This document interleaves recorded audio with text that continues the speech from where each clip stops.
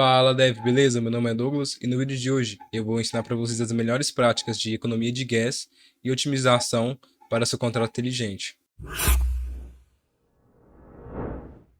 As altas taxas de gás dentro da rede principal da Ethereum têm se tornado um problema cada vez mais persistente, principalmente quando há congestionamento dentro da rede da Ethereum.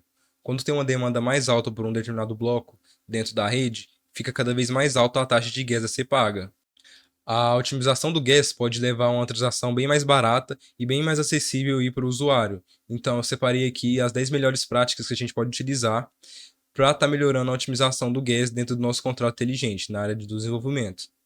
Antes da gente estar aqui destacando as melhores práticas para a gente estar otimizando o nosso gas, vamos entender um pouquinho o que é o gas, né? Eu separei um slide aqui para ficar mais fácil o entendimento de vocês sobre o que é o gas. Vamos lá. Gas refere-se à unidade que mede o esforço computacional necessário para executar uma operação específica. Com cada transação requer um recurso computacional para ser executada, taxas são cobradas para evitar loops infinitos e ataques de negação de serviços, DOS. É importante destacar também que quanto maior é a taxa que você paga de gas, maior é a chance da sua transação ser processada primeiro que as outras. Então, se você está pagando a mais ali em taxa de gas, se você precisa de um poder de processamento mais rápido ali, você está pagando mais a mais pela sua que é a taxa de gas, né? Se você está pagando bem sua taxa de gas, quer dizer então que o poder de processamento pode ser mais rápido do que outras transações que têm uma taxa menor. Finalizando essa parte, aqui embaixo está como é calculado a taxa de gas. Vocês podem ver que é a unidade de gas utilizadas vezes taxa base mais taxa de prioridade. Essa taxa de prioridade seria como se fosse um incentivo para o validador ele validar a sua transação primeiro. Então seria tipo uma gorjeta como para fazer o validador ali dar uma priorizada na sua transação, certo? O conceito fundamental por trás da otimização de gas tem a ver com a priorização de ações eficientes em termos de custo e evitar ações ineficientes que podem aí aumentar o preço da taxa de gas dentro da blockchain. Sabendo disso, eu separei aqui tanto operações consideradas baratas, tanto operações consideradas caras dentro da EVM. Operações baratas temos leitura e escrita de variáveis de memória, leituras de constantes e variáveis imutáveis, leituras e escrita de variáveis locais, leituras de variáveis call-data como arrays, struct e call-data e chamadas internas de funções. De operações caras temos leituras e escrita de variáveis de estado armazenadas no armazenamento do contrato, chamadas externas de funções e loops. Tendo esse conhecimento de fundamentos de como otimizar as taxas de gas, eu separei aqui 10 dicas que vão facilitar muito aí, então a sua otimização e a redução de custo do seu gas. Antes da gente começar com essas 10 dicas, eu peço que vocês se inscrevam nesse canal e acessem nosso Discord. O link para acessar nosso Discord é discord.web3dev.com.br. Em Solidity, o uso de armazenamento é um recurso finito e muito mais caro em questão de taxa de gas em comparação com a memória. Cada vez que o contrato inteligente lê ou escreve na memória, ele demanda de um alto custo de gas para estar efetuando esse processo.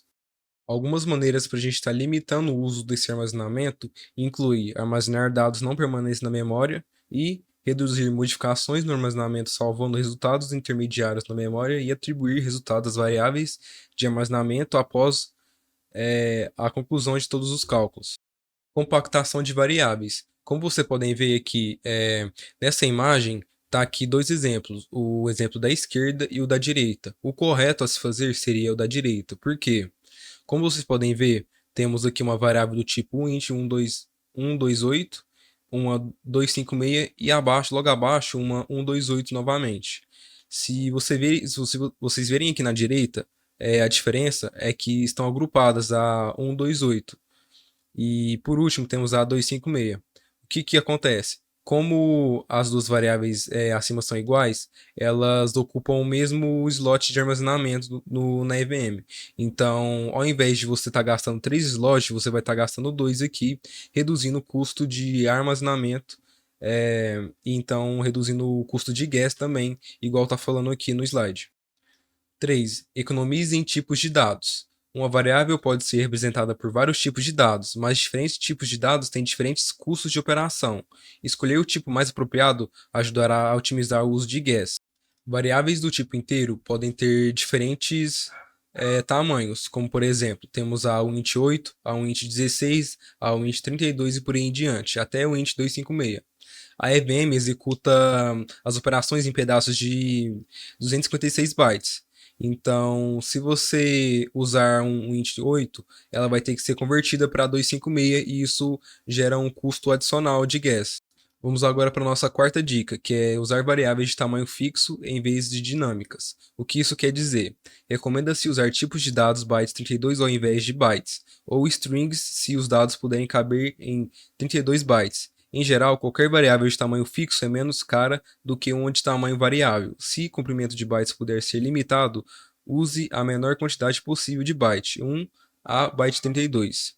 O que isso quer dizer? Como vocês podem ver aqui no exemplo, tá que ao invés de vocês usarem string, vocês usarem variáveis com tamanhos específicos. Se você acha que uma variável que você vai utilizar não vai passar de 32 bytes, então limite ela, coloque bytes 32 e tananã. Então isso aí vai fazer com que fique mais barato e a taxa de gas também. Vai otimizar aí a sua taxa de gas. Seguindo para a nossa quinta dica, vamos falar sobre mappings e arrays. Como vocês podem ver, maps são bem mais eficientes do que os arrays, porque os arrays eles são mais interáveis e empacotáveis. Então, portanto, é aconselhável utilizar mappings para gerenciar listas de dados, exceto quando a interação é necessária ou é possível compactar tipos de dados. Passando para a nossa sexta dica, temos a utilização de call data ao invés de memory. Variáveis declaradas como parâmetros de função são armazenadas em call data ou em memory. Uma diferença-chave entre memory e call data é que memory pode ser modificada pela função, enquanto call data é imutável, ou seja, utiliza uma menor taxa de gas por ser imutável. Falando de imutabilidade, vamos passar para a nossa sétima dica, que é usar palavras-chave constantes e imutáveis sempre que possível. Variáveis constantes e imutáveis não são armazenadas no armazenamento do contrato, portanto, são muito mais baratas de acessar em comparação com o armazenamento e é recomendável usar as palavras-chave constantes e imutáveis sempre que possível. Passando para a nossa oitava dica, temos usar modificador unchecked quando underflow e overflow é impossível. O que isso quer dizer? Quando os desenvolvedores têm certeza de que a operação aritmética não resultará em overflow ou underflow, eles podem usar as palavras-chave unchecked introduzida no Solidity na versão 0.8.0 para evitar verificações redundantes de underflow e overflow e economizar então aí os custos de gas. Agora, com a nossa nona dica, temos a otimização de modificadores. A seguir, eu vou mostrar para vocês um antes e um depois de um exemplo de código onde a gente otimiza o nosso modificador. Então, como a gente pode ver nesse exemplo aqui, um refatoramento é feito aí na função interna, permitindo então que a nossa função interna seja reutilizada em modificadores. Então, esse método aí vai economizar o tamanho do bytecode e custo de gas. Como a nossa última dica, a décima, temos o curto-circuito. No caso desses dois operadores, a avaliação é curto-circuitada, o que significa que a segunda condição não é avaliada se a primeira condição já determinar o resultado da expressão lógica. O que isso quer dizer? Supondo que você tem uma variável A e uma variável B, e você tem que atribuir ela do tipo falso ou do tipo verdadeiro. Se a variável A já for do tipo verdadeiro, então a variável B não será lida, porque o resultado já vai ser verdadeiro só pelo fato da variável A ser verdadeira, ou vice-versa. Se a variável for falsa, a primeira variável for falsa, o resultado todo será falso só pela primeira variável ser falsa, entendeu? Então, para otimizar o uso desse gas, organize as condições de forma que o cálculo menos dispendioso seja colocado primeiro. Pessoal, o vídeo de hoje vai ficando por aqui, tá? Espero muito que vocês tenham gostado. E caso você gostou, não deixe de se inscrever aqui no nosso canal e acessar nosso Discord. O link para acessar nosso Discord é discord.web3dev.com.br. Eu vou ficando por aqui e até mais.